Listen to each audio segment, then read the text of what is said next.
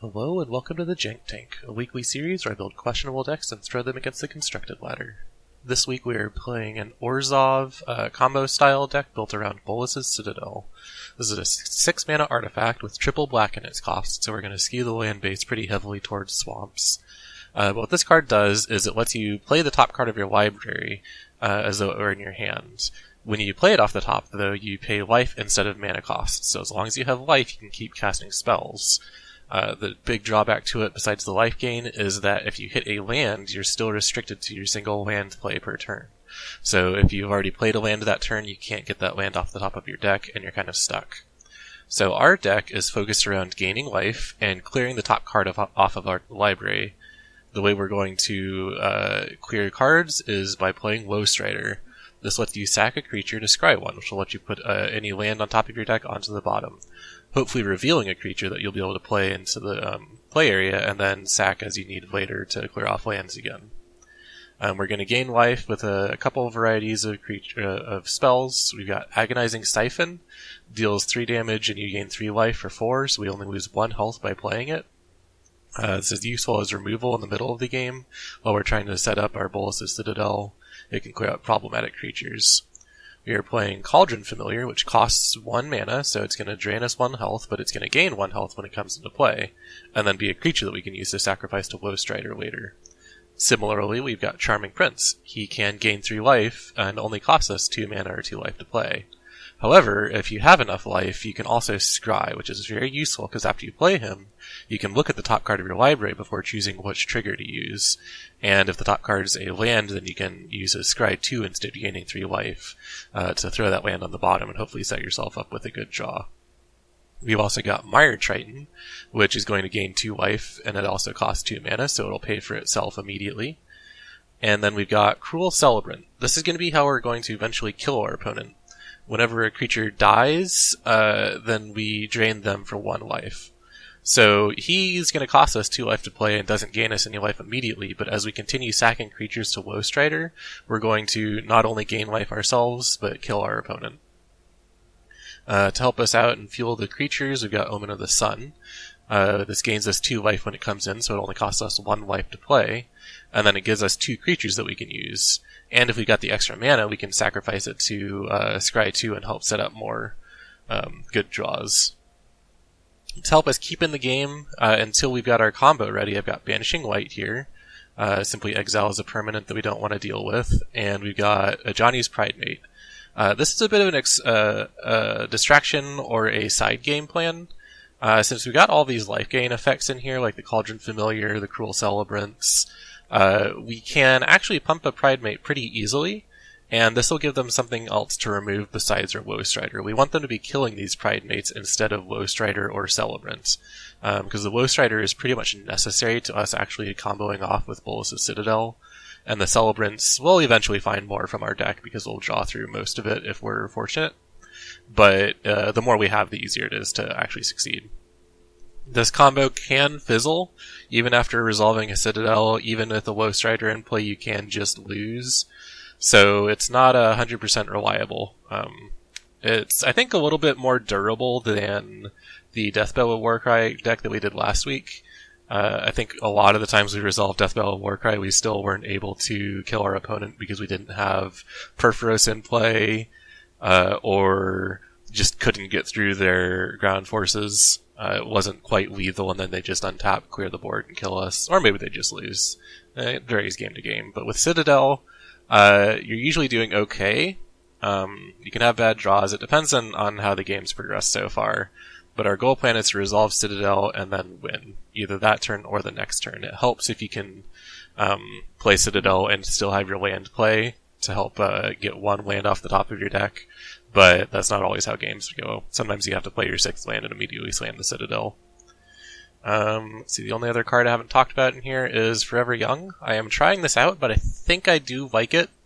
It's going to cost us 2 life when we play it off the top of the deck, but it's going to put creatures from our graveyard back on top, so that we can help fuel to let us recur all of our Mire Tritons and Cauldron Familiars that we've seen so far back into play with Low Strider to get extra free scries.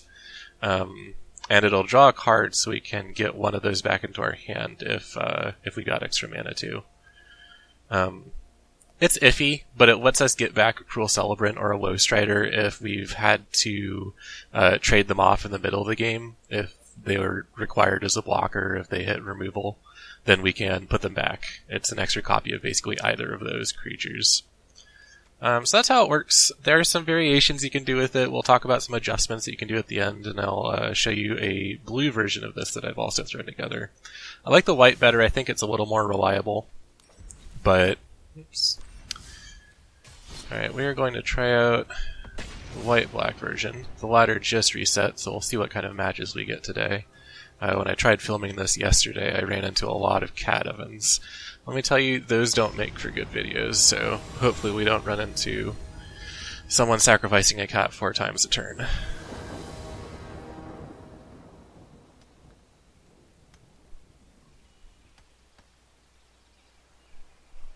We've also had a lot of land problems testing this deck. Alright, well, this is a good hand. It's got Bolas' Citadel here. We've got 3 sources of black, and we got some white, so that's perfect for what we want to play. We've got a bit of removal. I really wish I had a Low Strider, but I'm sure we'll find one. If we keep alive, we won't even need to have a Low Strider in play when we first start, because Citadel can dig pretty well. Well, this Innkeeper is going to generate a good bit of value for them before I can Banishing Light it. The light might need to go towards something else, like a Lovestruck Beast. We'll see. Honestly, it doesn't really matter how many cards he draws. His hand size is going to be irrelevant if we successfully resolve Citadel. Yep, makes sense. So I'm going to go ahead and play the Godless Shrine again, I think. And then just turn 3 Banishing Light. Oh, Mire Triton. That's not bad. I think that's going to do a little better.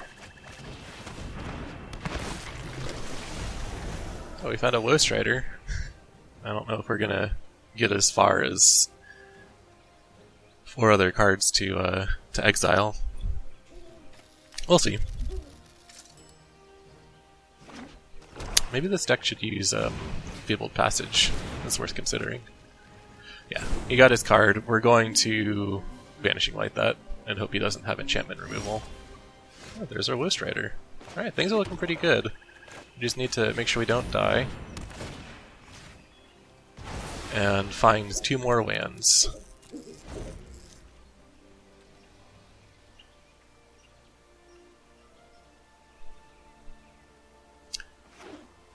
Got a couple options for what I'll play next turn. I'm quite tempted to go for Agonizing Siphon if he plays something with 3 toughness that we can kill. But if he doesn't, yeah, he's just going to keep ramping up. That's pretty good news for us. If he doesn't, I think I'll play the Cruel Celebrant. I would rather him direct any sort of targeted removal towards that than the Low Strider. Oh, okay, we got another Banishing Light.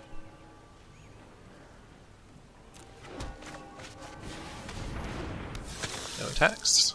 Let's just play defensive.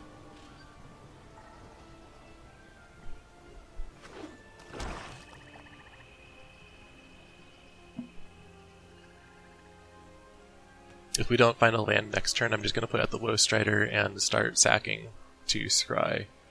Don't really want to miss a land drop. Yep, see? This is perfect. I did not want him to hit Low Strider, so there we go. Now the real question is, do I block his Edgewall Innkeeper when he attacks? I think no. I don't think that's profitable. Oh, he didn't swing. I guess he really likes his Innkeeper. Alright, so options. We can go ahead and Low Strider, which is going to tempt fate for him to play more Murderous Rider removal. Or we can just Agonizing Siphon his Murderous Rider.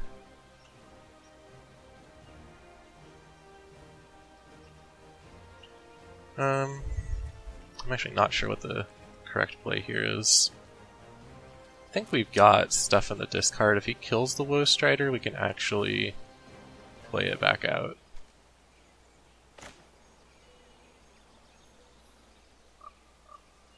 Yeah, if the Low Strider survives, we can draw a land next turn and play the Citadel and just try and go from there. If it doesn't, then we can slowly trade off cards. I'll play Agonizing Siphon to kill his Murderous Rider, and try and just escape the Blow Strider again. Okay, so he went for a big creature. That's just fine. See if he attacks with his Rider. He can. I would definitely keep my Mire Triton back, but he wants to keep his Rider, I guess. It's interesting. I'm going to go ahead and sack this Goat to Scry. I would like to find a land. Yeah, I definitely don't want another Citadel. Citadel on top's pretty rough when you play a Citadel. Okay, so... let's see... 7. I don't have enough to Banishing Light and Agonizing Siphon. I am going to wait a turn on the Citadel, and I'm just going to kill his Murderous Rider. This is going to gain me some life. I can block the Mire Triton to the Beanstalk Giant and play Citadel next turn. The reason I want to do this is because then I'll be playing Citadel without having played a land, so I can play the first land off the top of my deck. That, and I think if he has a kill spell, he's going to direct it towards the Triton, so he can start attacking with his Beanstalker Giant. So I'm not actually worried about the Blow Strider at the moment.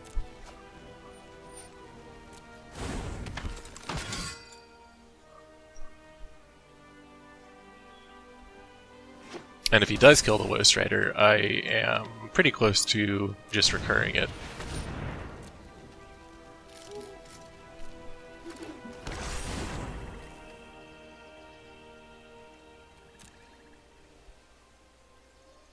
I think if I were him, I would swing with this Giant. He has another one in his hand. He needs to start clearing the way.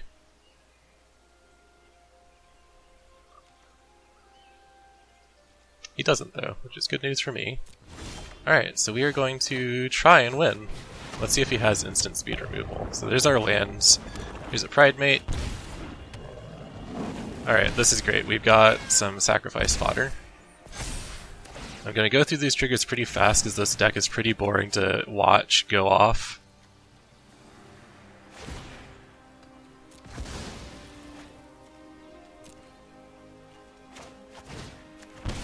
Yep. It's no good. We're down to our last creature getting this land off. We might just lose here. Oh, this is very good. Omen of the Sun. We get 2 of these. We're just going to throw this Banishing Light at this thing. Yeah, I'm going to play it. It's going to cost me 6 life, but I think I have the life to go off with.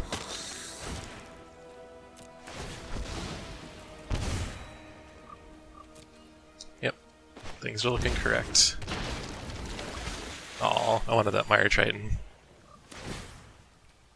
So basically, every time there's a land on top, I'm going to look to see if there's a creature I can sacrifice. Oh, I get the Mire Tritons. And we'll put the Pridemate on top. The first card will become the top card. Alright. So we don't have to play the Triton. Alright. So we've pretty much done it here. Oh. I should have thought about that. Mire Tritons are hard to recur with. Thing. Good to note. Alright, so now I think we can just sacrifice our creatures and kill them with our 2 Celebrants.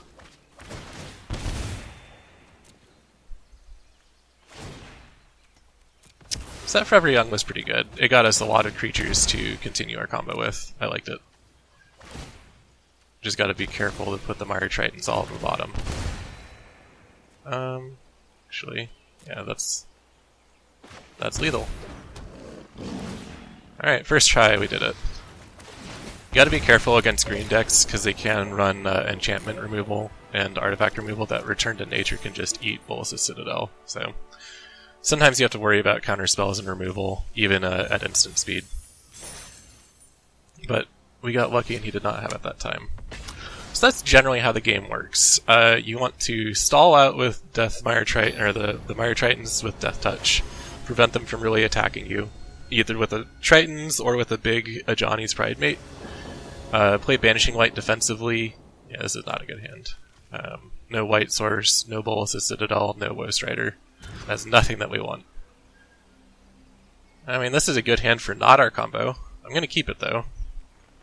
I don't know what I want to get rid of. I want these 3 lands. I think I'm going to get rid of the Omen. I think Banishing Light's just more reliable for getting us to the end, so we're going to have to dig for Woe Strider and the Citadel. Each player draws a card and loses a life. I think I'm okay with that, actually. Nope. Goodbye, Citadel. No, I don't like him being able to attack me for 2 each turn.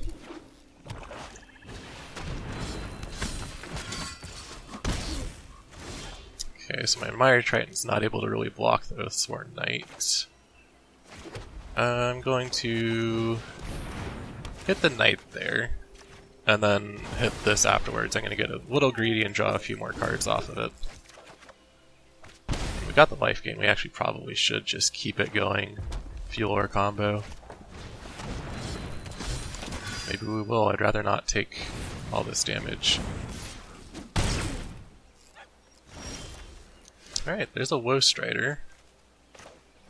I think we're going to go Omen of the Sun this turn, and then Woe Strider and Cruel Celebrant next turn.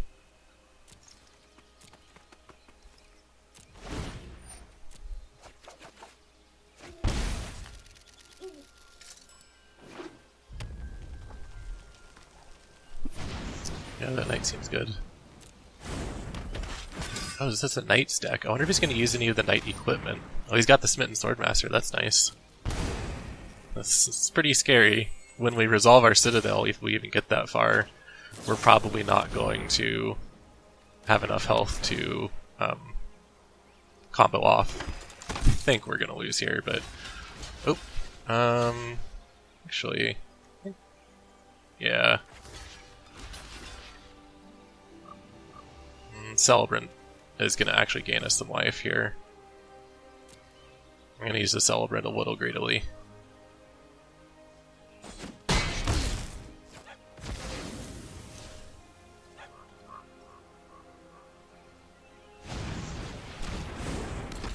Could use another Omen of the Sun.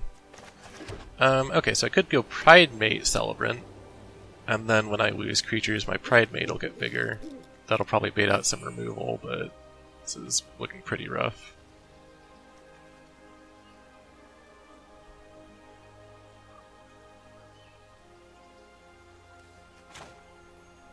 Yeah, I think that's what I'm gonna do. Go Pridemate and then Cauldron Familiar.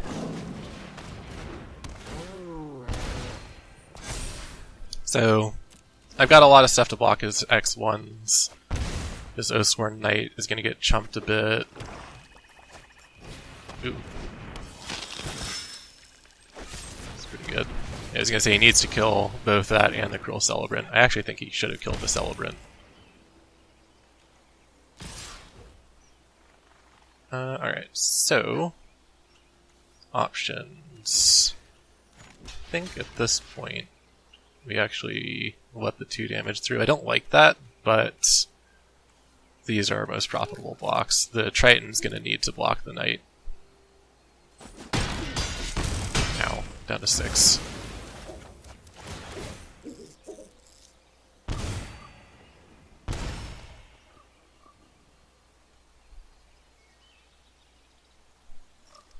I like this build. The Stormfire Crusader is getting him a lot of work with his Knight, the Smitten Swordmaster.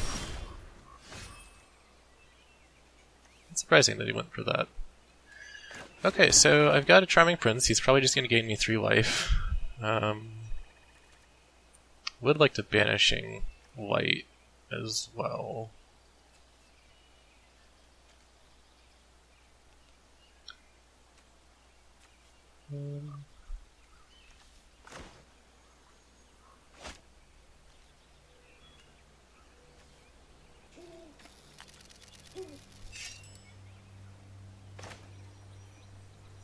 I think, as much as I want to keep drawing, I can't afford to keep taking hits from the Stormfist Crusader.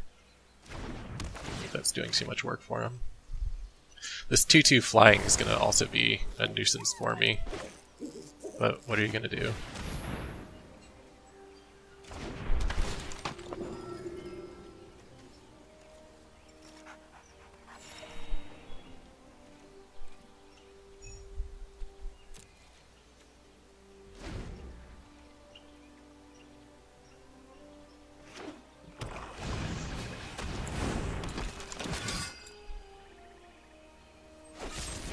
Oh, that's no good.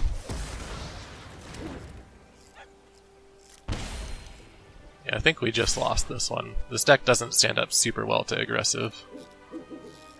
Let's see, if he's got all this, our best bet is probably to chump block there.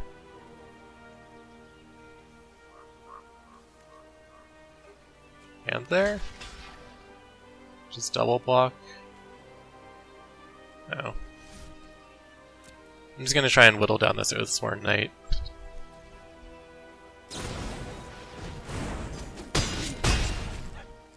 I'm surprised he didn't just pump it with the 3 mana. That was a waste. I guess he gets another creature that way, but I think it's a waste. Alright, let's see if we can stave off this attack a little bit longer.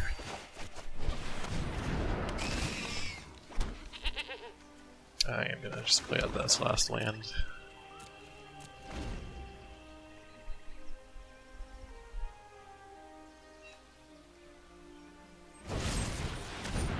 Okay.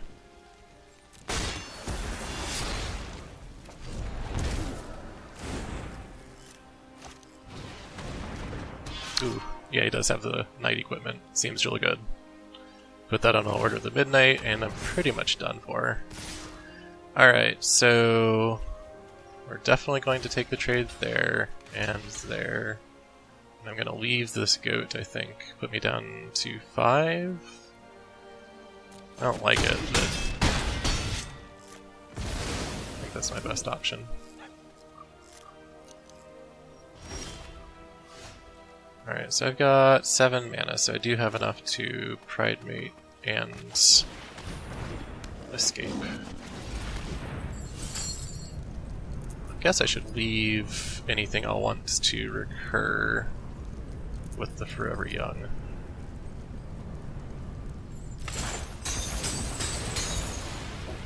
I took 1 Mire Triton because 2 don't work. Okay, so we're going to go down to 1, which means that Citadel is essentially useless for us.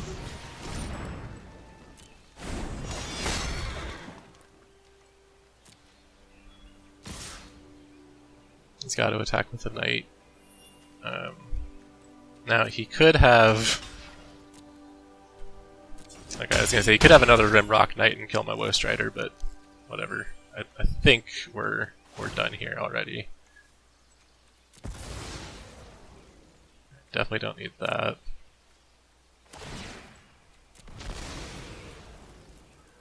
No, that's not gonna actually do anything.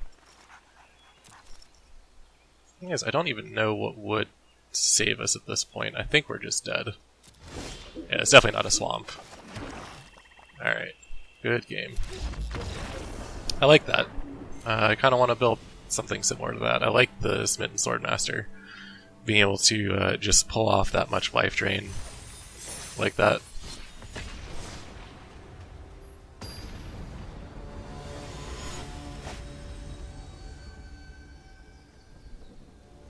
And yeah, being able to recur it on that Midnight Raven, just put it back into your hands. Very nice. This has the Charming Prince. We're going to use that to scry and hopefully find some more lands in the Citadel. I think Ajani's Pridemate's going to do very well, though, with the rest of this.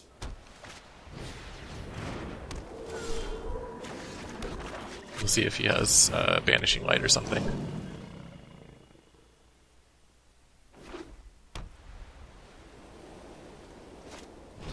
Another Alseid. 3 Alseids. Alright. He is super protected from whatever we're going to do. We're going to Omen of the Sun next. Seems good. I would have appreciated him swinging out.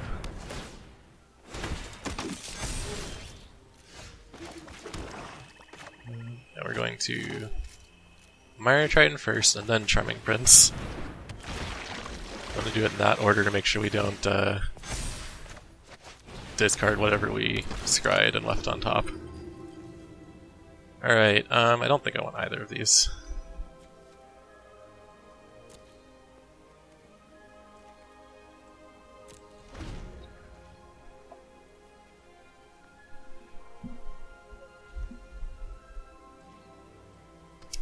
Yeah, I don't know what he's going to do with those Alcides. I'm going a Mire Triton and Omen of the Sun.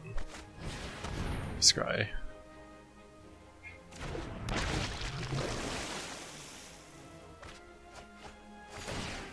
I'm not going to attack, that's not the purpose of the Pride Mate. He's not going to get through a bunch of Alcides.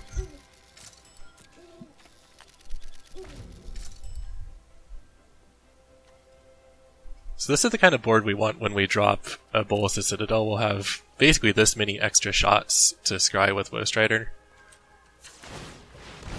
So all we really need now is the Citadel. Cruel Celebrant's actually going to do a lot of good work, though. We're going to play him out, and I guess I'll do the Ghostwriter.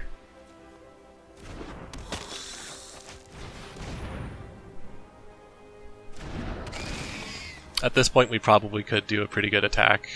I guess we might as well. We'll see if he has, like, destroy target attacking creature. Because I don't think he can kill this Pride Mate. Yeah. It's fine. We'll pretend that we're interacting with the board here. In truth, this Pride Mate's never going to kill the opponent like this. It's a good chance for us to have a look at how the deck kind of works and see it in action, but he is clearly super mana screwed.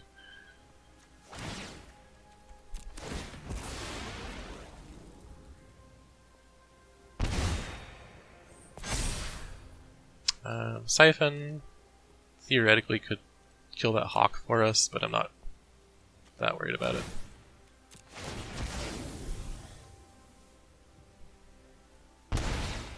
I do need a land still, but I'm going to throw back any land that I see. We'll do one more. I'll save the rest for... I don't know. Maybe I'll get rid of the Prince as well. Yeah, I'm going to throw that back, just because we're probably going to find a land before we find the Citadel. Yep, there we go.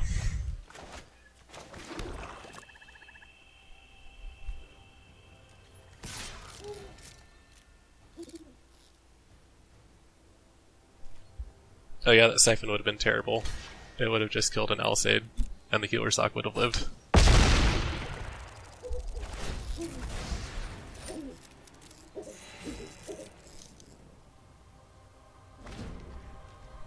I am going to sack the Charming Prince this turn.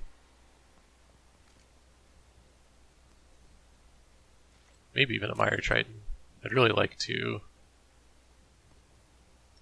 get to that Citadel and start going.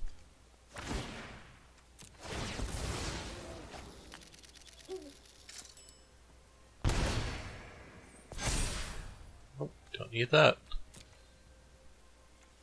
Alright, let's get rid of one Triton.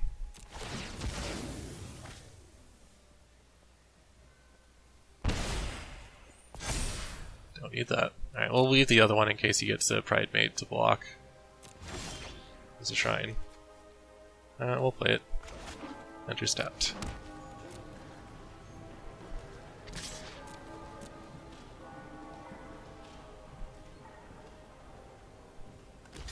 So what he could be doing with his mana right now, if he really cared, was blocking with the Healer Sock and giving it protection from white, and gaining that life from the Healer Sock's lifelink, but it really doesn't matter.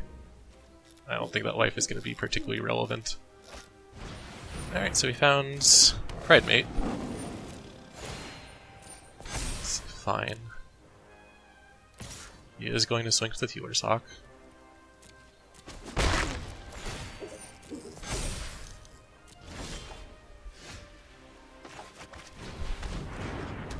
I'm gonna go ahead and attack with my Pridemate. I'm not going to send the Triton. I want it to block if he wants to swing back with his Pridemate.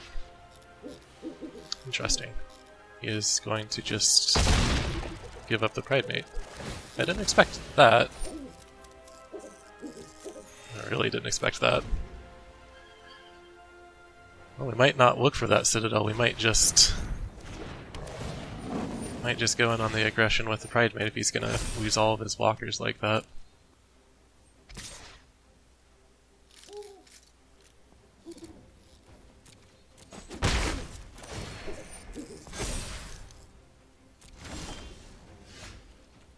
There's another Mire Triton, so we're going to swing with both. And then we're going to sack this Mire Triton. I only need one. Yeah, there goes the other Pridemate. I guess he figures he's just going to stall until he gets more land.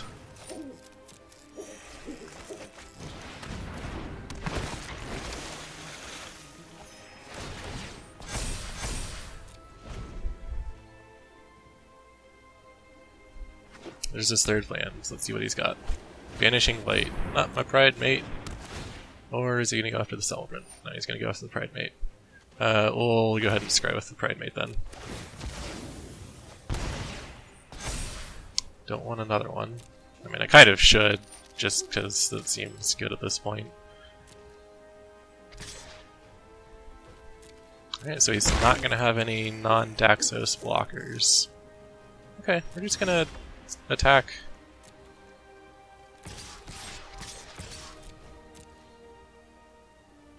Oh, oops, that was a big mistake. I guess, okay, he assumed I had a combat trick then. Alright, good bluff. Yes, this is definitely not a swamp.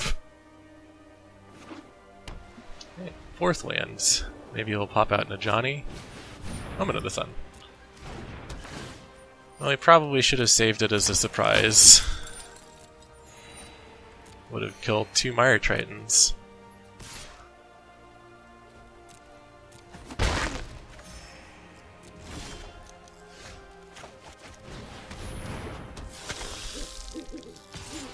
Just a Johnny this time.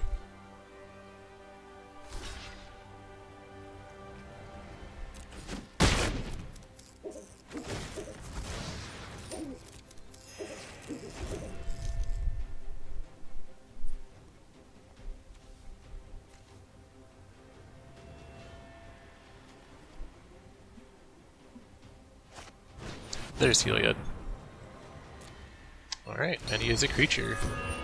So now we do have to find the Citadel, because his Healer's Hawk's gonna get problematic.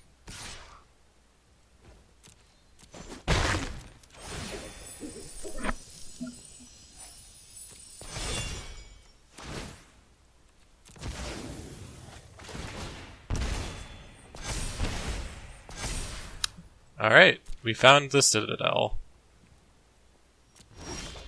Let's see if we can win. I think this is a pretty good board for that. I think we can. Alright, we're gonna scry 2 with this. We'll take that Omen. Play the Omen, gain some life. We're gonna scry.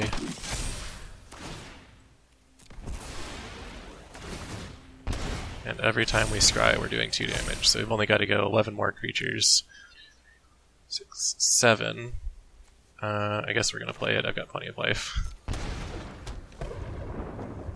We can tap this to do 10 damage to him, which is not actually lethal.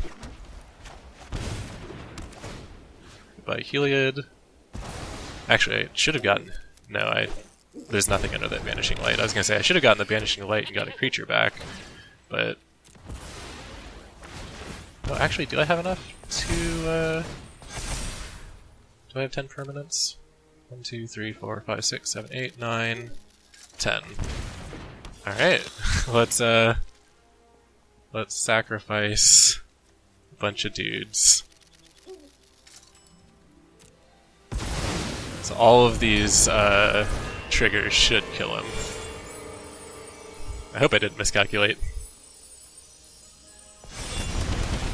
That's like 30 triggers though. That's pretty fun to do.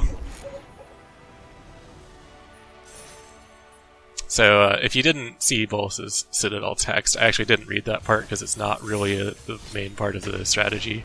But with the Citadel, you can tap it and sacrifice 10 other non-land permanents to deal 10 damage to your opponent. Since I had the Cruel Celebrants in play, each of those creatures was an extra 3 points of damage, so that should have been about 40 damage total. Okay, I think I'm going to keep this. Even though I don't have a white source, I've got the Bolas' Citadel and a Cauldron Familiar. Which is just a blocker. That's all it is. It's not gonna... It's not like that's part of my key game plan.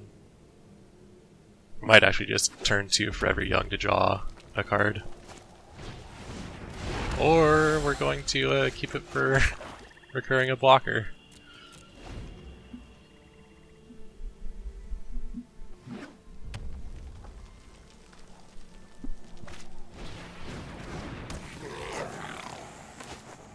Nice.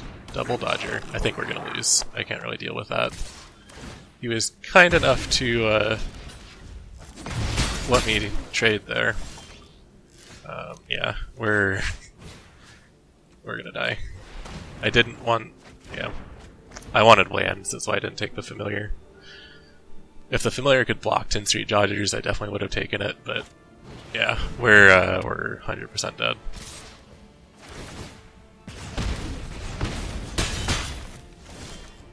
Alright, we're gonna concede.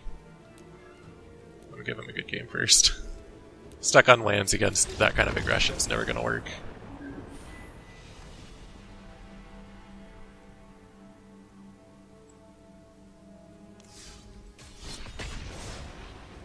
We probably got time for like 2 more games.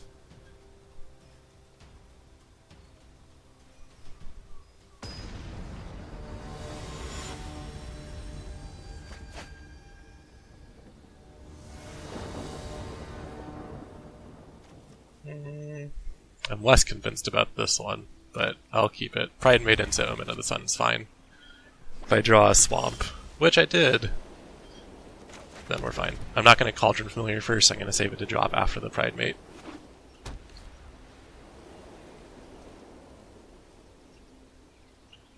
I think it's going to go Pride Mate, Omen of the Sun, Cauldron Familiar plus Woe Strider. Assuming the Pride Mate lives, he could just turn 3 Banishing Light it. That'd be pretty reasonable. I had Impassioned Orators in this deck too, actually. They're pretty good as a source of life gain to help you keep playing more expensive cards.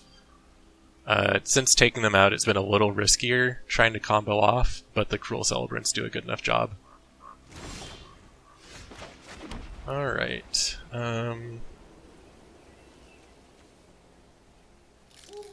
Yeah, I'm just going to Omen of the Sun. I'll save the Banishing Light for his Johnny's Pride Mate, if that's what's going on.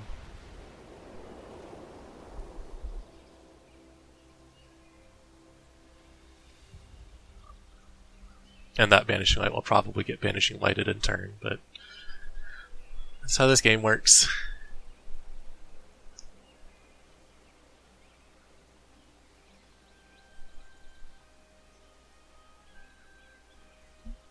I wonder if he's considering attacking with some kind of combat trick. He probably knows I have a way to gain life with my Pride Mate. 3 mana is pretty suspicious on turn 3. Which means that if he does attack, I'm probably not going to block, even though on the board I could kill his Orator or his Daxos.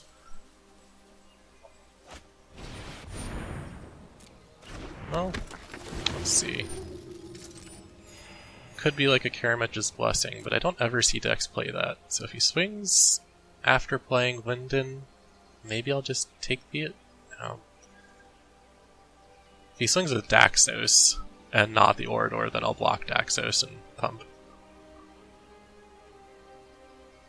But if he swings with the Orator, that's clearly... I mean, that does a good trade. Yeah, well. Let's go for it. The more cards he wastes trying to deal with this, the more he's not disrupting us. Okay, so this looks like a pretty good setup to a Pride Mate. I think kind of just want to scry here. I'd really like to hit my 4th land, so I'm just going to hold off and threaten another Omen of the Sun and scry.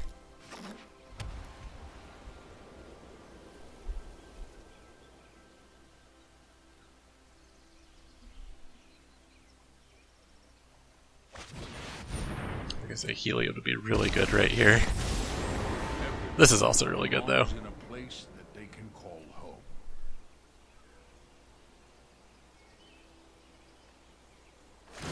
I don't want to hurt you. It's going to be a big Pride Mate. Probably need to Banishing Light the Ajani. I've got 2 chump blockers for this Pride Mate, so I've got time to play out Mire Triton. I just need to get rid of this Ajani for now.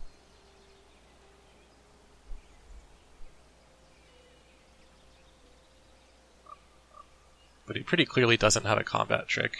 So, yeah. He's got to play it a little bit cautious. Alright, we want Swamp. I don't think I want this other Banishing Light. I think I'd rather just get to my lands. Yeah. Gotta go with that. And then Cauldron Familiar.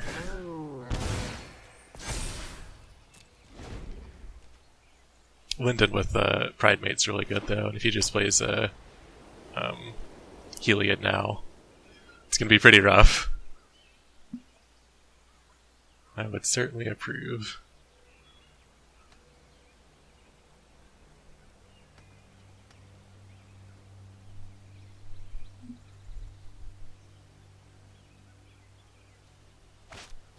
Prison Realm, right? So he's gonna get rid of probably my. We can't do the Banishing Light, so he's going to get rid of Pride Mate. Clear the way for big Ajani's Pride Mates to attack. That's pretty much fine. Would really like another land in order to go Mire Triton, Woe Strider. Might be worth it just to Agonizing Siphon Linden.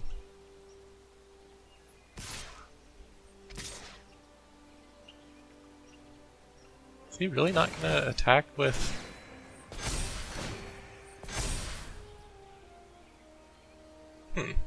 No blocks. He's playing it excessively cautious. We're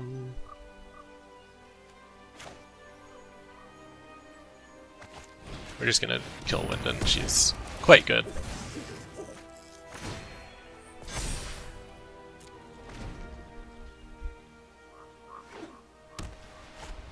Oh, regrettable. Okay. That's fine, he has no cards, so we were just in survival mode. We've got 3 chump blockers. Next turn we'll have Mire Triton. Actually, let me put the Cauldron Familiar in the discard. That way it's in there for Woe Strider, if I have to escape him. Okay, so we've got Cruel Celebrant and Mire Triton, and hopefully he doesn't draw removal spell. Now his Pride Mate's kind of useless. We'll still be eating a lot of attacks from over here if he goes for it. He's played cautiously in the past, so it doesn't really surprise me. Alright, so we need lands. I am just going to play a Woe Strider. And we'll probably sack that goat for some scrying. We need... maybe not. All we need are lands. Okay, we need a lot more than lands now. Ugh, that was not what I needed from him.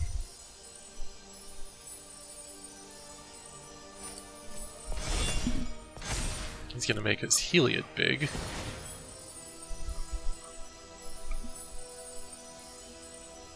I think we're probably gonna have to Death Touch Linden at this point.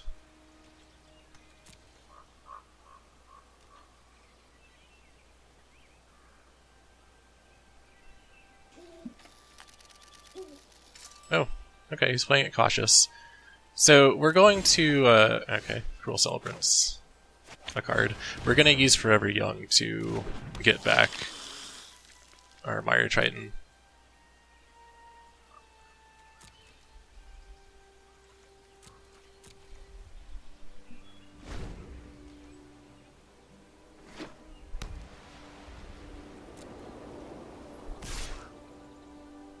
Okay, he's just going to swing with the Heliod.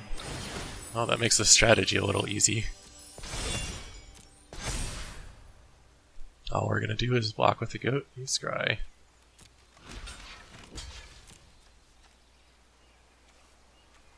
Yeah, he didn't even bother giving Heliod lifelink because he knows no combat damage will be dealt. Land. I'll take it.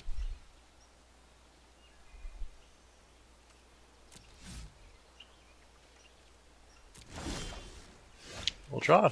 I'm going to play another Woe Strider. We got more Goat. We're going to keep goating.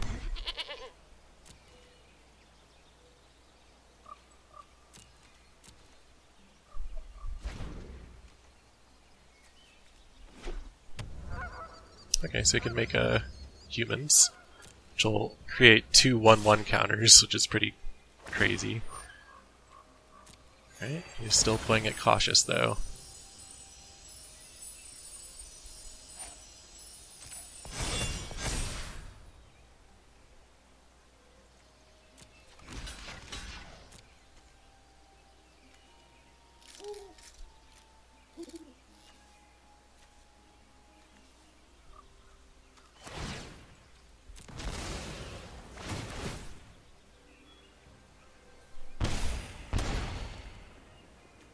Omen. As good as Omen is, don't think I want it. I want to just find a land. I think we can do better.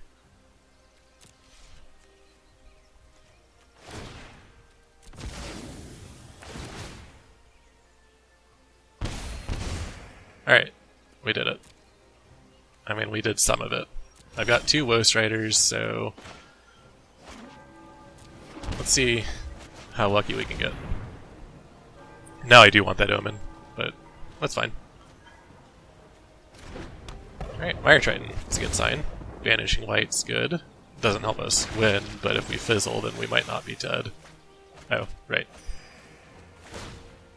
Mire Triton puts it into the bin. I wish Mire Triton were a May so that you could choose to leave something good on top. Alright, we're gonna sack Mire Triton.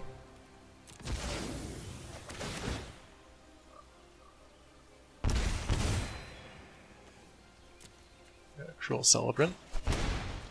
Got a Charming Prince, I like to see that. We've got plenty of life to spend on this so we can afford to scry 2. I think the Charming Prince is really excellent. View battlefield. I don't know why I'm looking. Siphon's not what we need. Take a Pride Mate. We're actually going to sack this Pride Mate immediately because I don't want to deal with its life gain triggers. We are not going to use them as a beat stick, so goodbye Pride Mate.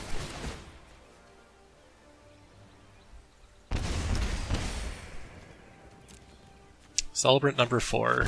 Alright. So we're what? 6 creatures away from winning. So I should be able to kill him with what I have on board.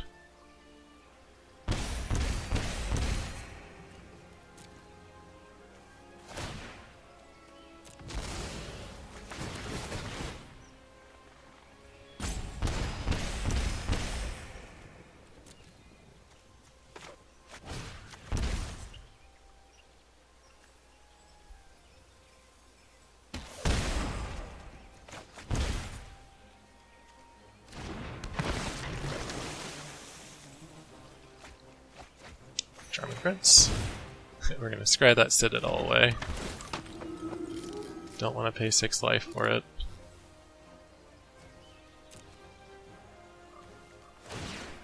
By Mire Triton. Yeah, sacking all of these should do it. Yeah, I don't use the Citadel that much because even though it is effective in killing the opponent, I don't frequently have 10 permanents.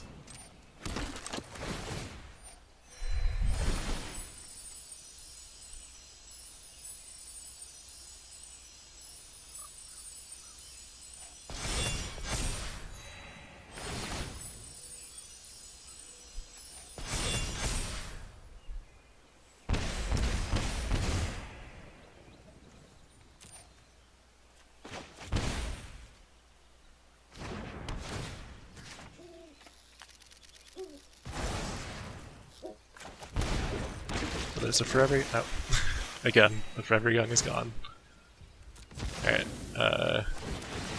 even though I could use that Woe Strider, I'm just going to sack the other Woe Strider, and that should be game.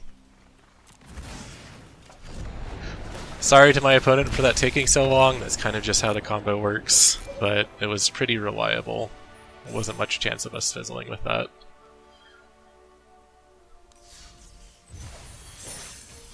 Alright, yeah, we'll do one more game and wrap it up. So yeah, the deck seems to be pretty vulnerable to aggressive starts. You do have early game plays, but if they remove your Pride Mate, or if you're just getting not the Pride Mate or other early plays, you've got like Omen of the Sun, you're kind of susceptible to just getting overrun. I don't think I like this hand. It does have the Woe Strider in it. I'll play it. I'm just going to cycle this Forever Young, I think, for a card. If I can't find a Plains, that is.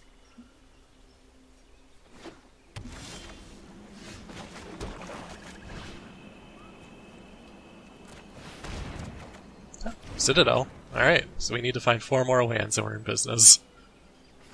Hopefully one of them will be a Plains. We're playing against a control deck though, so I actually don't think there's good odds of us resolving the Citadel, especially if we start missing land drops. But maybe we can keep them busy with Pride Mate.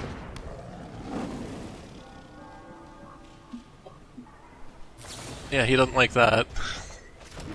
That's cool. If he plays a land and sits on a counterspell for Pride Mate, I'm happy. That's pretty good. Pride Mate won't do any damage.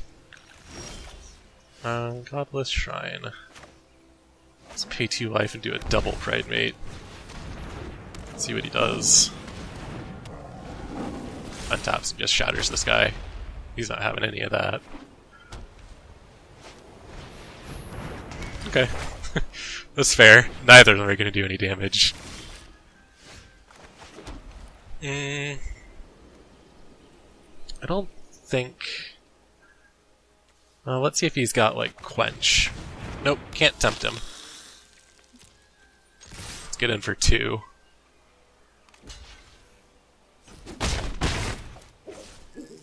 Let's see.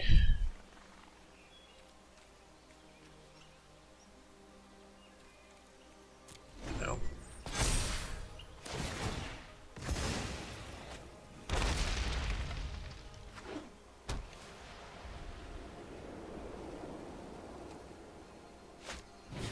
Okay. So if I draw a land, I can stick the Citadel. I did it. Alright, we're gonna play Bolas' Citadel. We're gonna flip a land, he's gonna play Teferi and bounce it. I can predict the future. You always reveal a land with Bolas' Citadel when you play it on 6. Or he just Agents of Treachery. Yeah, he's taking for an Agents of Treachery right now. Alright, well he tapped out though, so we're kinda in business. Let's play the Citadel.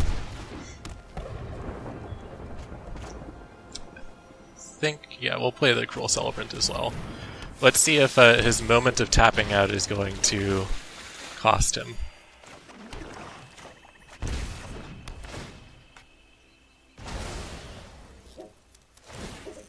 We're dangerously close to fizzling now, though.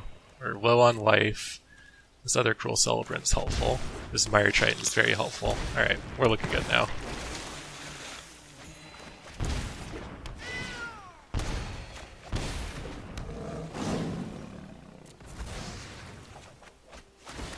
I think we did it.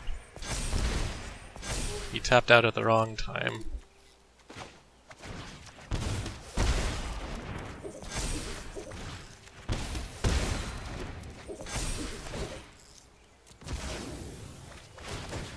And you conceded. We got there, guys. I guess he didn't have a great hand and needed to spend a little bit too much time shaping it. Hitting all of those land drops was incredibly lucky, though. If we had stumbled, he would have had a turn to recover, and then we would not have gotten there. Alright, so let's look at the deck. Let's see. So, I didn't really like these Agonizing Siphons. They were a little slow, and we didn't really kill anything too important with them. They weren't terrible off the top of the deck, because they only cost me 1 life to cycle through, which is a lot better than hitting a land. So they were okay, but I don't think they were great. We might try changing it out for Sorin's Thirst instead to give you... It's the same thing for 2. It only hits a creature, though, which is why I stayed away from it before. Deal 2 damage to target creature and you gain 2 life. So this can kill early aggression, which is why I would recommend it. And I guess you can hit your own big Pridemate or something. Yeah, so the danger is if they don't have any creatures when you're going off and you draw this on the top, it's a dead card. And then you have to scry it away. Or kill one of your own creatures. Because we don't really have anything that's going to survive this except for the Pridemate. So, I don't know if there's a better option than Sorin's Thirst. Maybe there's a 3-mana version that deals 2 damage.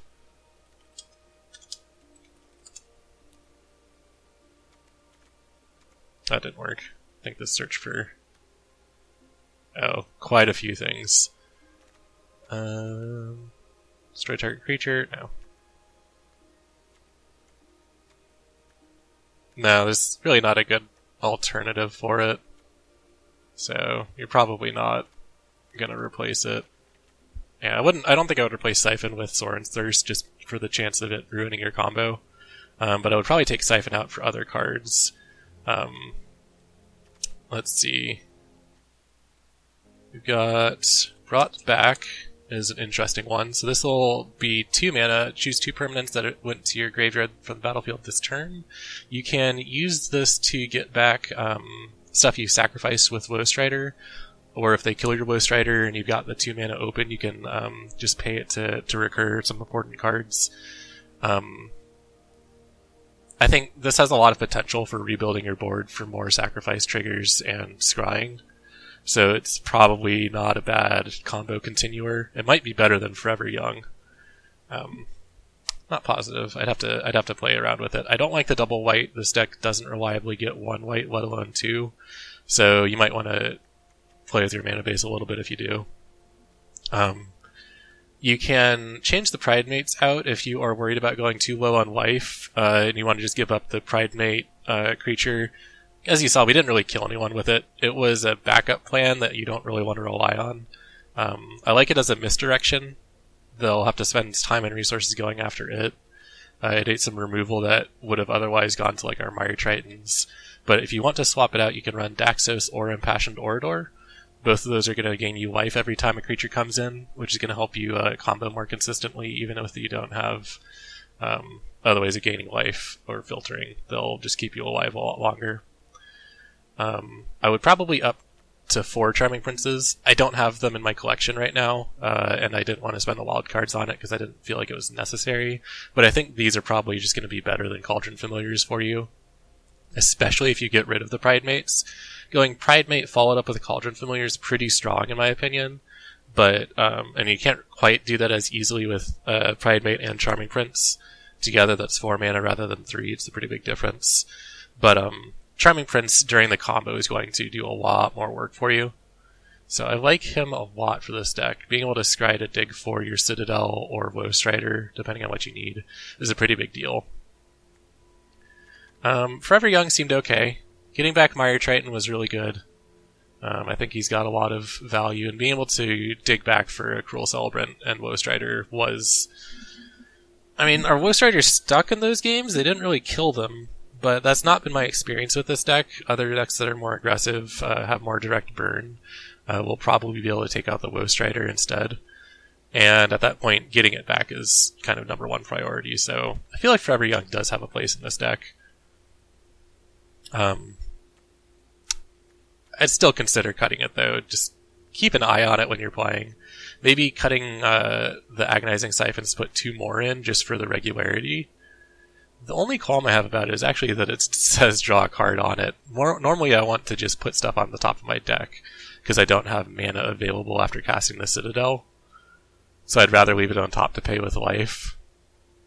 It's weird. Gotta play with it a little bit more. You can throw in for this Duress if you feel like you need to. Duress is going to help you fight through counterspell decks a lot more reliably, and is also pretty good against the aggressive red matchup. It's going to hit their Ember Cleaves and Creature Burn. Being able to snipe an Ember Cleave or a Cavalcade of Calamities out of their hand is pretty cool. So it's worth considering if you're running into decks that can just counter the Citadel. I would keep it in mind. I don't think I would run Agonizing Remorse because that's going to cost you more life. It's 2 mana, so if you're playing it off the top with Bolas' Citadel, you're actually going to lose 3 life, 2 from the mana cost, and 1 from looking at their hand. But another take that you can do on this deck is with blue. This is a little more bursty and can get the Citadel out a little bit faster sometimes. I feel like it's less reliable, though, despite including blue for the card filtering. I feel like it can fizzle a lot more quickly because it has less life gain. So what we've done with this is we kept the Woe Strider and the Bolas' Citadel, and the Mire Tritons, because they're very solid, either off the top or just early game blocking. What we've done, though, is we've taken out the white, so we've lost the Cruel Celebrants, and put in Gray Merchants as our win condition instead, and added blue. What blue does for us is lets us play Nyx Lotus. This will tap for mana equal to our devotion. Citadel is 3 black by itself, so once we've got Citadel in play, this is tapping for 3 or more. If we've got Woe Strider or Alara or Gray Merchants or Omens, it's tapping for 5 or 6 mana at least. And then when we play Corridor Monitor off the top, we're going to be able to untap the Nyx Lotus, and that's going to give us extra mana to play spells. And the reason we want to play spells is because Omen of the Sea and Opt will put cards from the top of our deck into our hand, meaning that we'll be able to continue playing things without having to pay life for them. So instead of paying 5 life for Gray Merchant, you can just put it into your hand with Opt or Omen of the Sea, and then pay mana for it and gain a bunch of life, which will let you continue playing other things off. The advantage of that is Omen of the Sea and Omen of the Dead will let you scry as well, and those will help you filter your lands off the top. You need mana for it, which is why we're using the Nyx Lotus to generate mana. Now, we've only got 3 Corridor Monitors. The other way of untapping the Nyx Lotus is Saheeli. Because you're casting stuff like Omen of the Dead, Omen of the Sea, you're casting non-creature spells. If she is in play, you create Servo artifacts, and then you can use her ability to turn that Servo into a Nyx Lotus. Since it's not a creature anymore, it doesn't have Summoning Sickness. It's untapped, and you can just tap it for mana immediately. So it's like casting a really big Dark Ritual. Obviously, you can only use Saheeli once a turn, but if you play another Saheeli, then you can create another Servo. There's only 2 Saheeli in here, so the numbers probably need tweaking. But that's the gist of it. Ayara is going to gain you life every time you play Mire Triton and Woe Strider and Gray Merchant. I put in 3 Cling to Dust because I felt like I was fizzling on life too much. I was running too low. So this is going to filter itself off the top and give us some extra life by exiling creature cards. It's also a mana outlet. If you have 5 other cards in your discard, you can cast it for 4 mana, so it's another way to spend your Nyx Lotus mana.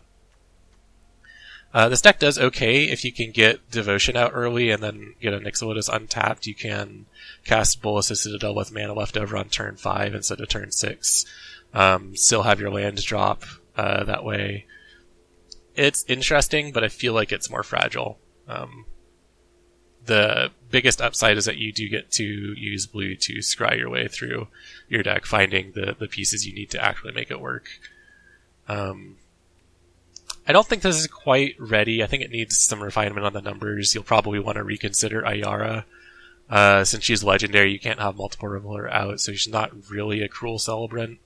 And there's not a lot of black creatures in the deck, so it's interesting.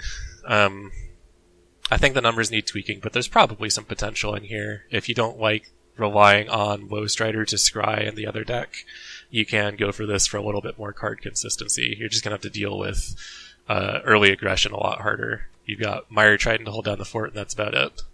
So it's something. If you can resolve and untap a Nyx Lotus, you're usually pretty good, but it's not always easy. But that's the deck. I will be back next week with another draft, and on Friday we will have another regular episode. Until then, I will see you next time.